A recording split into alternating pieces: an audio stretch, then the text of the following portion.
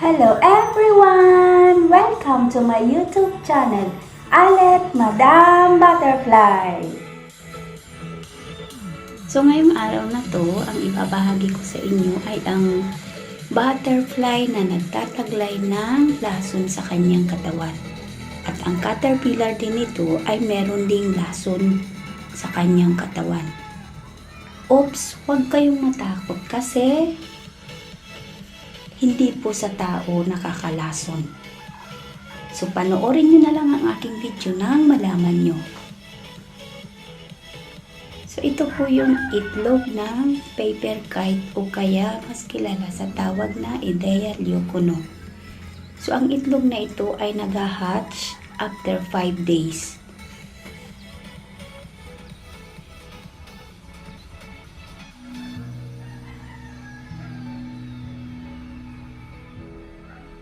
And then after 5 days, magiging larva na siya. So ang unang kinakain ng larva ng Idea leucono ay yung eggshell ng itlog niya.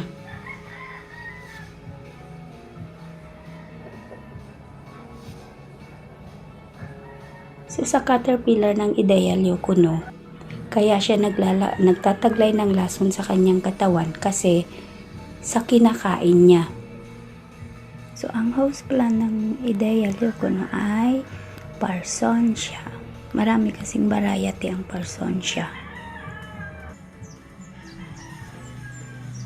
Ang caterpillar niya, kung titingnan nyo, ay para siyang nagkakahawig sa monarch butterfly.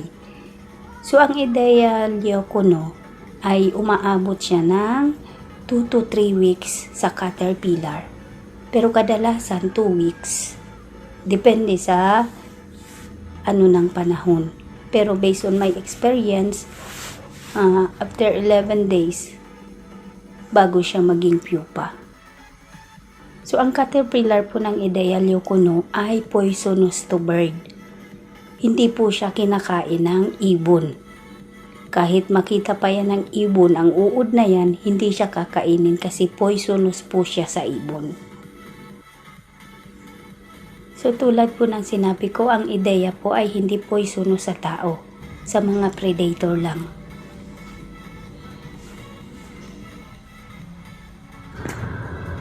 So ang host plant ng Idea leucono ay ang Tylophora hespida. So isa siyang uri ng vine at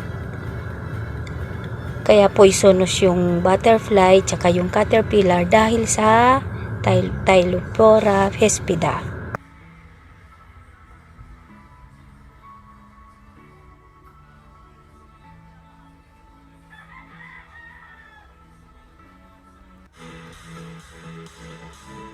So, ang caterpillar ng Idea leucono ay umaabot siya ng 2 weeks bago magpupa.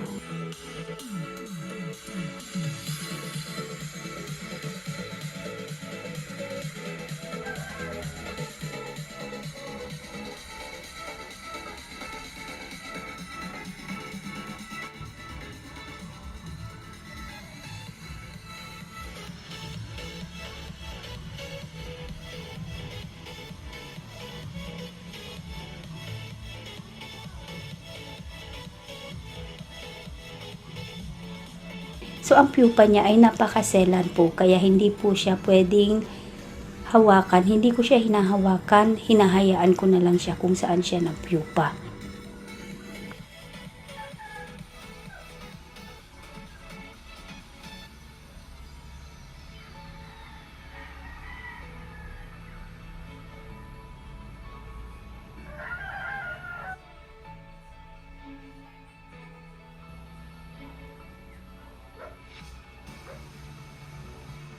And then sa pupa naman, pag ganito ang panahon, summer sa atin, umaabot siya ng 11 to 12 days lang, nag-hatch na siya, nagiging butterfly na.